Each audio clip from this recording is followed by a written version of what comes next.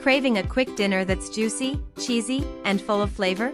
Let's make pesto chicken. 2 chicken breasts.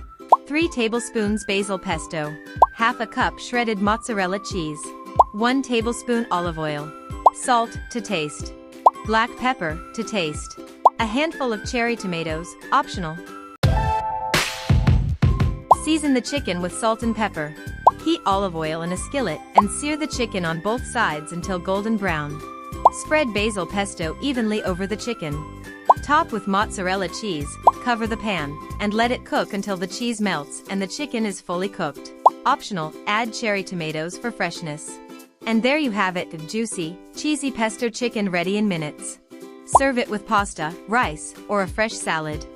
Don't forget to like this video and subscribe for more quick recipes.